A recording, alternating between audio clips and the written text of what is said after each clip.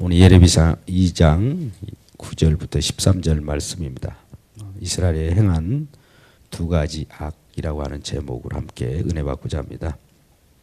여러분 50년대에 강원도의 어느 깊은 산골에 한 소년이 살고 있었습니다. 그가 어려운 가운데 살아갔기 때문에 누더기 옷과 또 있는 곳이라고 하는 오직 고무신 한 켤레가 있었습니다. 그렇게 학교를 오고 가는 과정 속에서 어렵게 학교를 다니고 있는데 어느 날 큰아버지가 오셔서 고무신이 다 달아 없어진 걸 알고 시장에 가서 장에 가서 노란 고무신을 사다 선물로 주었습니다. 흑백 시대인데 칼라 신발이 그에게 선물되었던 것이죠. 이 소녀는 너무나 감격하고 좋은 나머지 그 노란 고무신을 신지도 않고 가끔 한 번씩 특별한 날만 꺼내서 신고 항상 품에 간직하고 학교를 오고 갔습니다. 때에 따라서는 때 신발을 한 번 신으면 또 먼지가 묻을까 싶어서 개울천에 가서 또 그 먼지를 털고 그것을 씻어냈습니다. 근데 어느 날 학교를 가다 오다가 이 신발을 먼지가 묻어서 깨끗게 하기 위해서 개울가에서 신발을 씻는데 신발 한 켤레가 떠내려 가는 겁니다. 안타까운 나머지 그 신발을 따라서 개울을 따라 그 하천으로 그 하류로 내려가고 있었습니다. 그러다 보니 그 신발을 끝까지 추적하다가 밤이 되었죠. 결국 그는 길을 잃고 집을 찾아 돌아올 수 없는 그런 지경에 이르렀습니다. 이곳저곳을 헤매다가 결국 고아가 되어버렸습니다. 이 안타까운 사실을 우리가 생각해 볼 때 그 고아가 된 이 자가 어느 날 드디어 이상가족 상봉의 현장에서 방송을 보고 자기를 찾는 형이 있다는 것을 발견하고 그 상봉을 하게 되지요.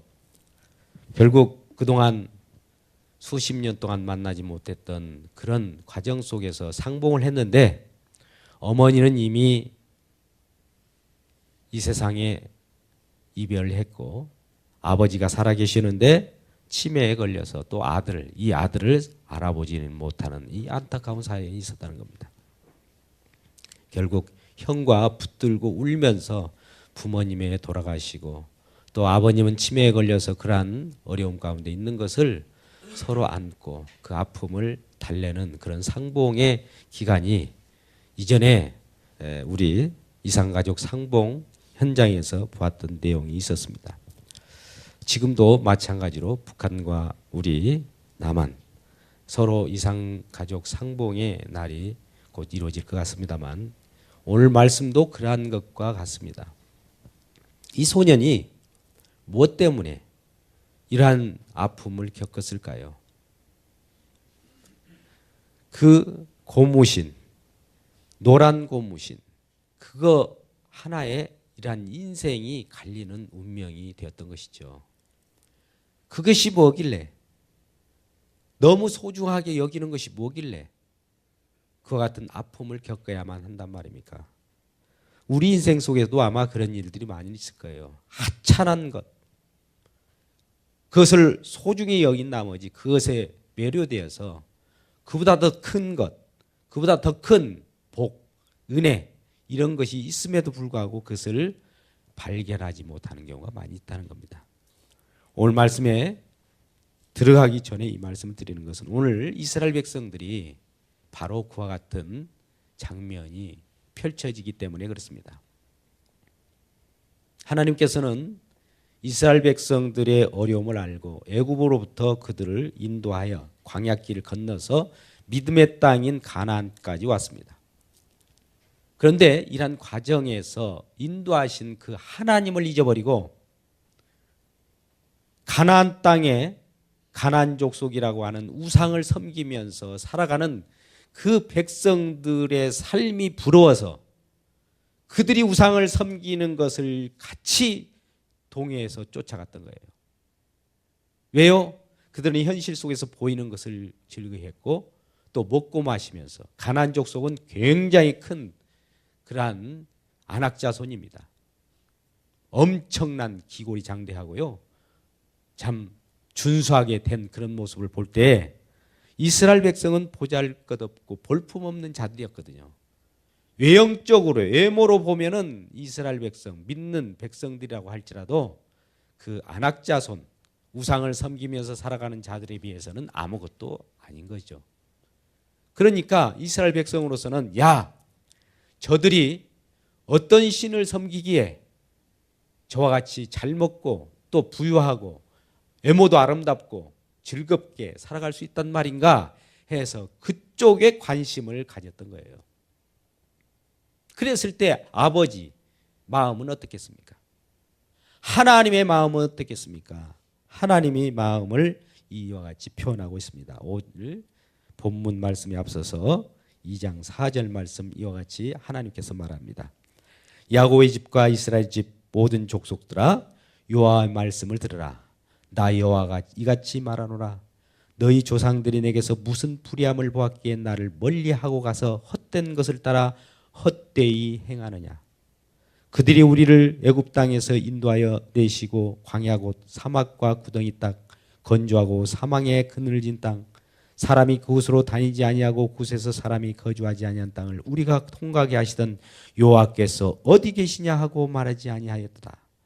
내가 너희를 기름 땅에 인도하여 그들의 열매와 그들의 아름다운 것을 먹게 하였거늘 너희가 이리로 들어와서는 내 땅을 더럽히고 내 기업을 역겨운 것으로 만들었으며 제사장들은 여호와께서 어디 계시냐 말하지 아니하였으며 율법을 다루는 자들은 나를 알지 못하며 관리들도 나에게 반역하며 선지자들은 바알의 이름으로 예언하고 무익한 것을 따랐느니라. 이 여호와 하나님께서 이와 같이 말씀하시는 거예요. 예레미야 선지자의 입을 통해서 말씀하시는 겁니다. 내가 그동안 너희들 인도해서 광야에서 가나안까지 믿음의 땅이라고 한 것이 이와 같이 인도해 내서 모든 것을 먹이고 또 모든 것을 입히고 했건을 왜 나를 버리고 이방신을 섬기느냐 이거예요.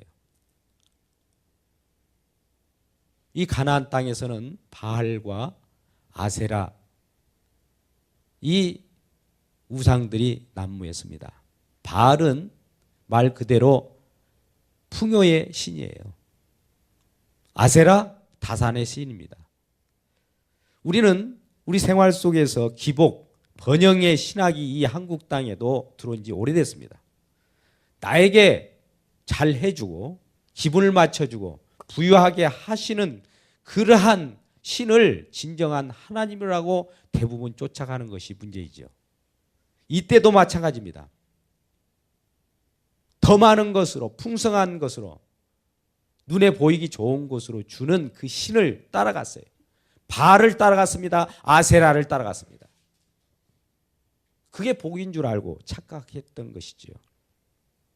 그랬을 때 여호와 하나님께서는 예레미야 선지자를 통하여 애통하는 그 마음을 오늘 표현하면서 제사장들은 여호와께서 어디 계시냐 말하지 아니었다. 하나님 어디 계시냐? 하나님 어디 계시냐? 하나님을 찾아야 되는데 제사장들도 하나님을 멀리해 버렸어요. 하나님에 관심이 없어요. 또 율법을 다루는 자들도 하나님을 알지 못하였고 관리들도 오히려 여호와로 반역하게 됩니다. 선지자들은 바알 이름으로 예언을 해줍니다. 다른 신의 이름으로 악령의 이름으로 예언을 해주는 거예요. 그러면서 이스라엘 백성들은 그게 좋은 줄 알고 이게 진짜 하나님이 신이다, 하나님이다 생각하고 그것을 쫓았던 것이죠. 얼마나 무익한 것을 따랐느냐라고 말씀하는 주님의 마음을 한번 듣기를 주의 이름으로 축복합니다. 그래서 결과적으로 오늘 본문 말씀에 들어와서 그러므로 내가 다시 싸우고 자손들과 싸우리라. 여러분 이 하나님이 내가 다시 싸운다는 거예요. 누구와? 너희 자손들과도 싸우리라. 우리와 싸우신답니다, 하나님이. 여러분, 이 말씀을 잘 생각해 보십시오. 나와 싸운다는 것은 내 인격과 싸우는 것이 아니라 내 속에 있는 악과 싸우는 거예요.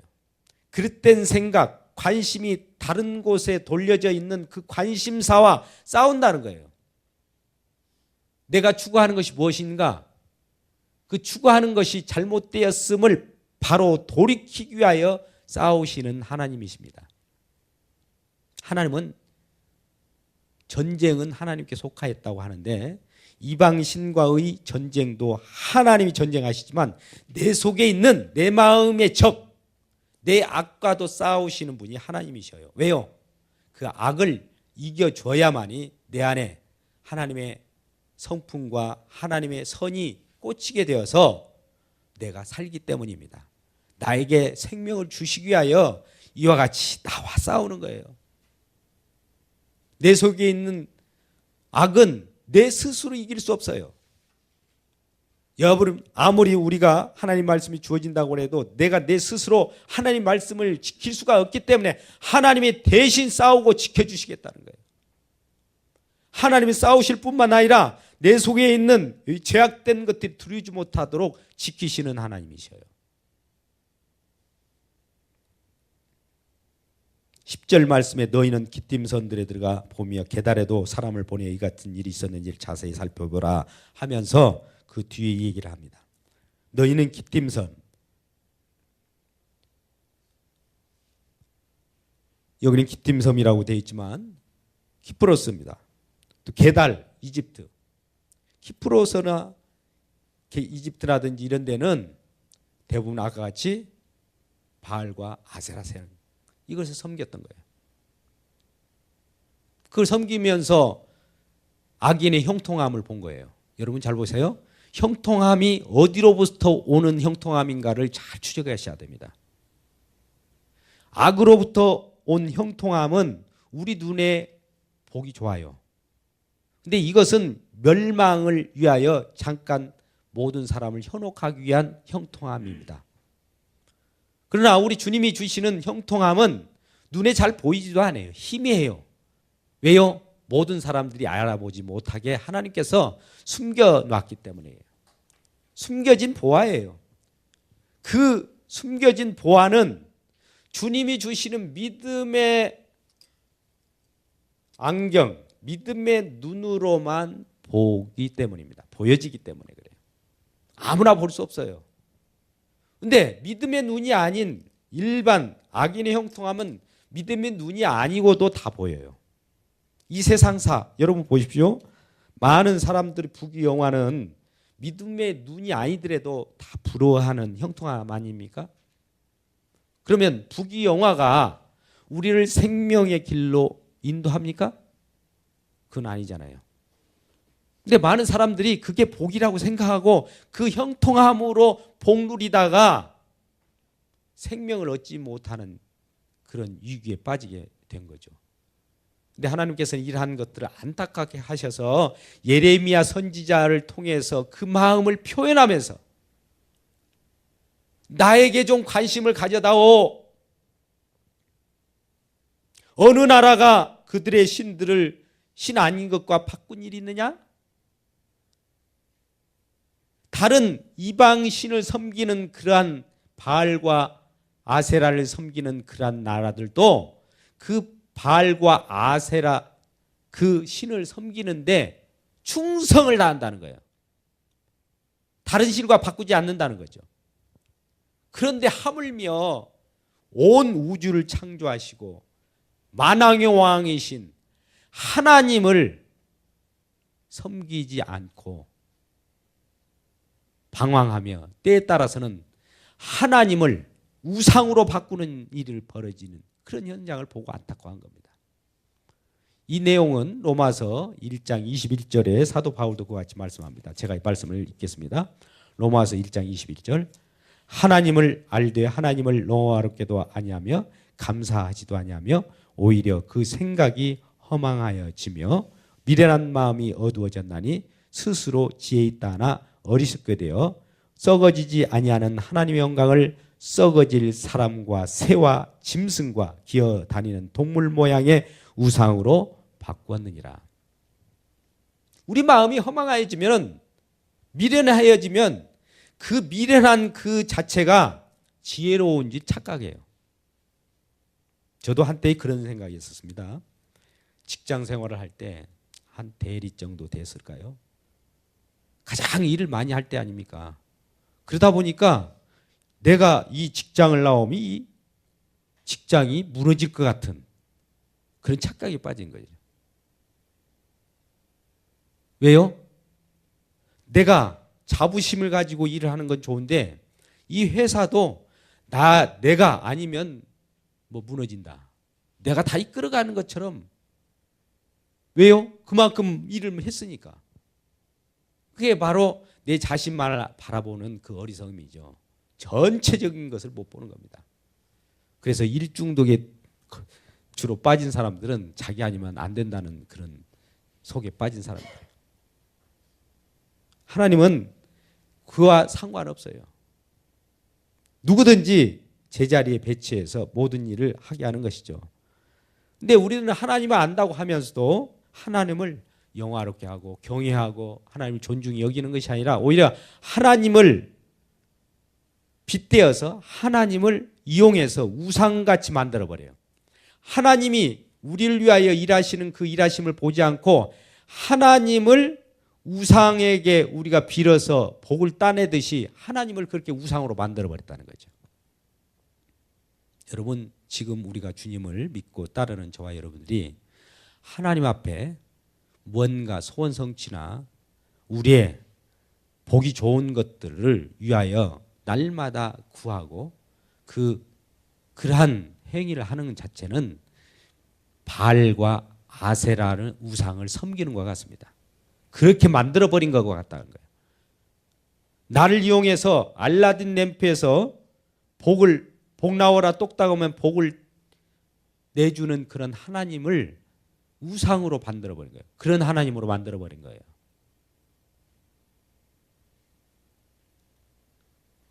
왜 그런 생각을 할까요? 마음이 허망해지니까.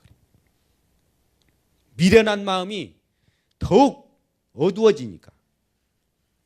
스스로 지혜 있다라고 생각하니까. 여러분, 우리는 지혜가 없습니다. 진정한 지혜의 신은 성령 하나님이셔요.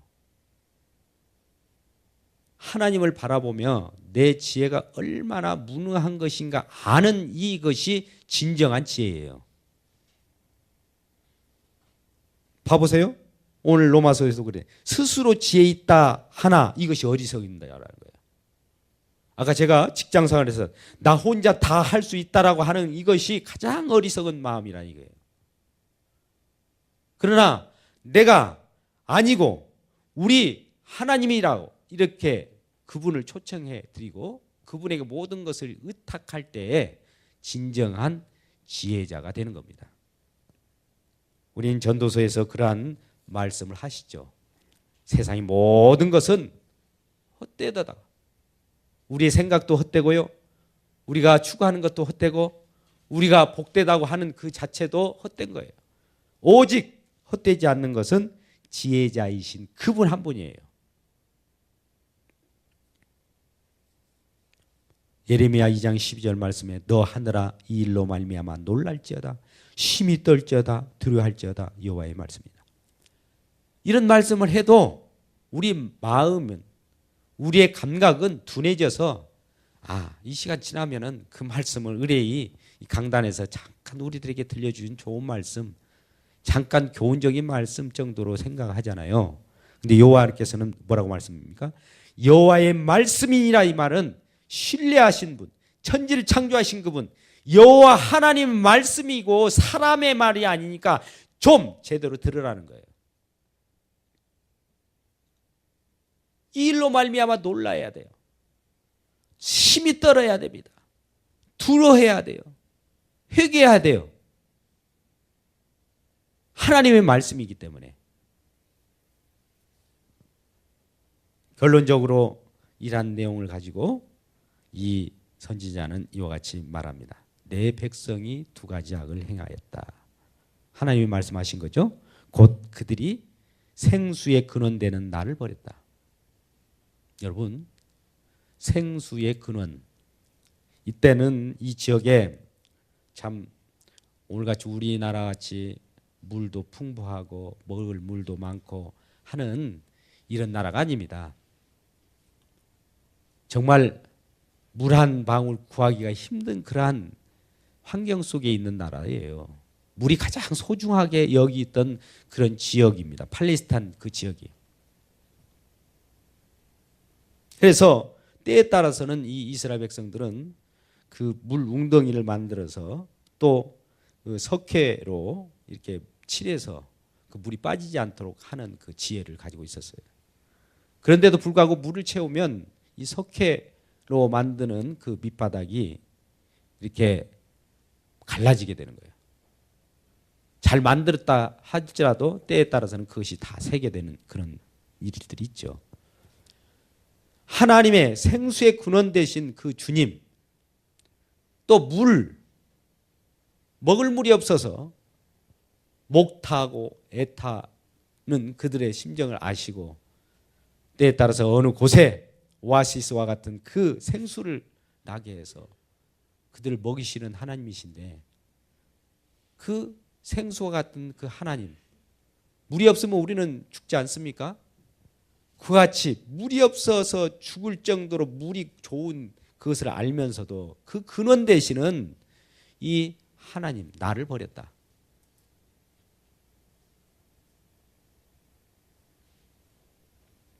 나를 버렸다는 거예요. 생명의 근원 되신 그분을 버렸다는 거예요. 왜 사는지를 모르는 거죠. 이게 첫 번째 악이라는 거예요. 하나님을 멀리하는 것이 악입니다. 하나님을 생각하지 않는 것이 악입니다. 하나님께 관심을 가지지 않는 것이 악입니다. 여러분, 한 주간을 한번 생각해 보자고요. 한 주간 동안 우리 주님을 몇 번이나 생각하고 또 기도하며 그분에게 관심을 가졌습니까? 관심을, 세상 것에서 관심을 더 가졌다면 이가 악을 행한 거예요.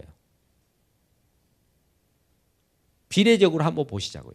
과연 비중을 세상 것과 하나님, 이 경중을 한번 따져보자고요. 밸런스가 어디에 기울여 있습니까? 어디로 기울여 갑니까? 이럴 때 하나님은 우리들에게 말하기를 놀라라, 떨어라, 두려워하라, 이런 말씀을 했어요.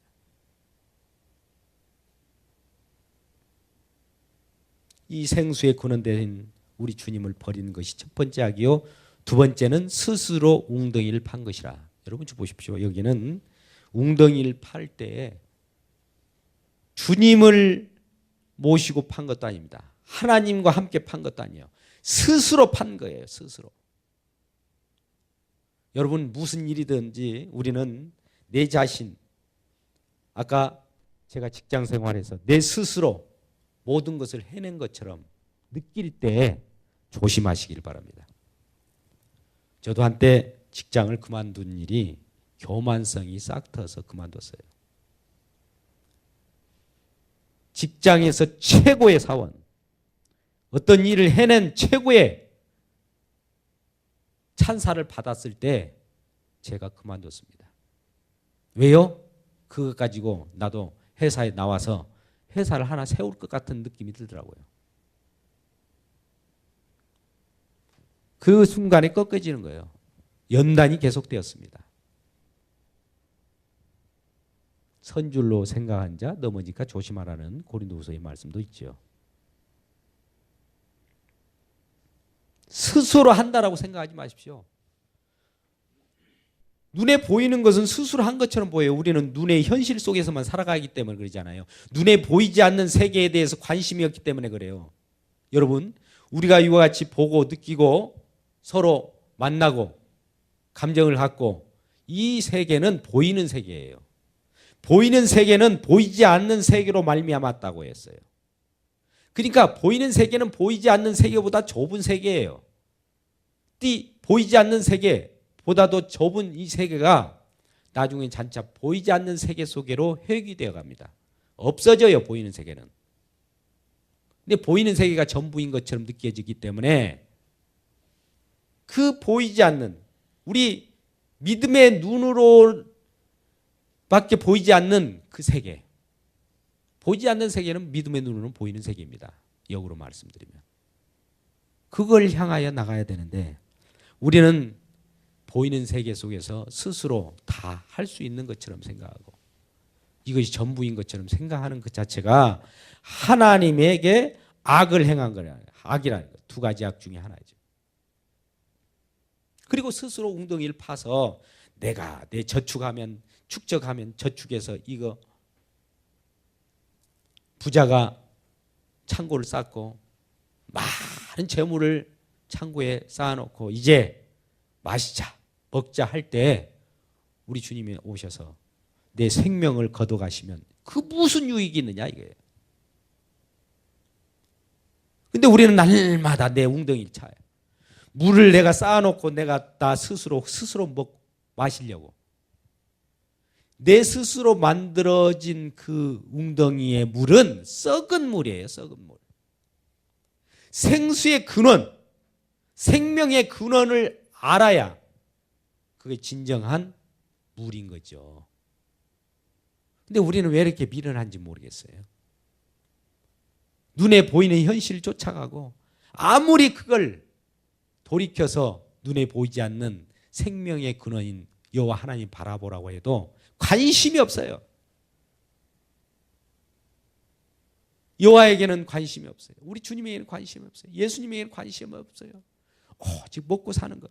먹고 사는 것, 그것으로 나타나서 그 속에서 나타난 하나님만 발견하려고 그래요. 근데 그것에서 나타나는 신은 바알 신일 가능성이 많고요. 우상 신일 가능성이 많아요. 여러분 보십시오. 우리가 현실 눈에 보이는 것을 보자고요. 아무리 우상신을 섬기는 다른 종교를 보자고요. 불교 재단 돈이 엄청 많습니다. 그들이 누리는 건 뭡니까? 하나님이 주시는 복이에요, 그게? 또 어떤 피를 흘려서 범죄를 저질러서 획득한 재물을 가지고 있는 많은 사람들이 있어요, 현재. 그럼 하나님은 그들을 심판하지 않고 있는 이유가 뭡니까? 이미 심판을 했지만 잠시 잠깐 이 땅의 형통함이죠. 불못 속에 들어가기 위하여 대기되어 있는 겁니다. 그것도. 근데 그것을 행복이라고 느끼고 또 복이라고 느낀다면 얼마나 어리석냐는 거예요. 여호와 하나님은 웃으실 거예요. 미련하다고 할 거예요. 생수의 근원, 생명의 근원을 바라보라는 거죠. 생명의 근원. 왜 내가 너와 함께 했는데 너 스스로 무엇을 팔려고 하느냐? 또 스스로 했다라고 하느냐? 우리는 어떤 호흡과 지금 살아있는 이것도 내 스스로 살아있다라고 생각하지 마십시오. 하나님이 보호하시고 또 나를 지키시기 때문에 지금 있는 거예요. 믿는 사람들의 고백은 이와 같은 고백이어야 됩니다. 눈에 보이는 것처럼 내가 오지 않았으면 예배 가운데 누가 아무리 하나님이라도 내가 안 오면 안 할 수 있는 건데 그거 하나님이 인도했다고 할 수 있습니까? 이렇게 대드는 사람들이 있는데 아니에요. 사실은 우리 주님이 보이지 않게 어떤 마음의 감동이든지 우리가 흔히 말하는 나에게 자유의지가 있지 않습니까? 라고 하는 그 자유의지를 활용해서라도 오게 합니다. 하나님의 뜻대로 살아야지 내 의지대로, 내 뜻대로, 내 자유의지대로. 물론 그러한 자유의지를 주장하는 그 마음 가운데도 하나님은 웃으시면서 그래 네가 자유의지라고 생각하는 그것을 내가 하나님 뜻 가운데로 방향을 돌려서 너를 인도하고 있으마. 이런 하나님 뜻인지도 모르죠. 하나님의 손아귀에 다 우리는 다 그 속에 있는 거예요. 어찌 그것에서 벗어나서 스스로 살 수 있는 것처럼 생각한단 말입니까? 스스로 살 수 있다라고 생각하는 이 자체가 두 번째 악이라고 하는 겁니다.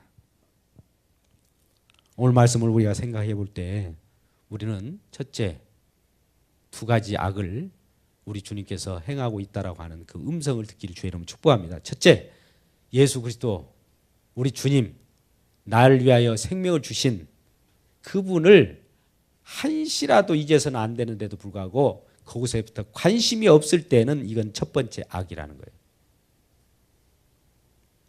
우리가 살고 있는 주변의 모든 생활 속에서도 주님을 발견하지 못하고 피조세계 속에 이 모든 것들은 하나님이 알게 하기 위하여 하나님을 드러내기 위한 도구예요. 도구, 모형, 예표. 우리 주변의 형제나 부모나 자녀나 이 모든 것이 하나님을 드러내기 위한 모형입니다. 모형. 그 속에서 모형 자체를 붙들면 죽어요. 모형을 통해서, 예표를 통해서, 자녀를 통해서 주님을 발견해야 돼요.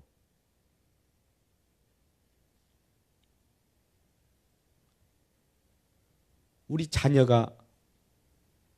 자녀에게 기대면 우리의 생명을 얻을 수 없어요. 주님, 자녀를 통해서 주님을 발견하게 되면 자녀도 생명을 얻을 뿐만 아니라 우리도 생명을 얻는 거예요. 모든 것이 어디로부터 왔는가를 그 근원을 살펴야 되는 거예요. 생명의 근원이 어디 있는가? 하루하루 내가 기도하며 사는 것이 어디에 근원이 있는가? 그것을 놓치게 되면 하나님과의 사랑 관계에서도 끊어진 거예요. 오늘 그렇다고 해서 하나님께서 이스라엘 백성들을 멀리 해버리려고 하는 것은 아닙니다. 이건 경책의 마음이에요. 부모가 자식을 사랑하는 마음이 있어서 야 이놈아 좀 두려워 떨어라. 또 너는 좀 놀래봐라. 이런 경책의 말입니다. 우리 주님이 사랑하기 때문에 자녀를 나무라는 것과 같습니다. 그리고 모든 것은 스스로 한다고 생각하지 말라는 거예요. 우리 주님이 다 해주셨다라고 생각하라는 거예요. 이것은 모든 것이 하나님의 은혜라고 생각하라는 거예요. 내가 설령 이루었다 할지라도 그것이 내 힘으로 된 것인 것처럼 느껴지지만 그 내 힘으로 되도록 만들어주신 분 누구예요? 나를 창조하신 하나님 아닙니까? 내가 어떤 일을 이루었어요. 그러면 내가 이룬 일이 또 이루어졌다고 할 때는 그 나를 있게 하신 분이 누구예요? 하나님이시잖아요. 하나님이 이루신 거예요. 그게 근원으로 쫓아가라는 거예요. 근원으로.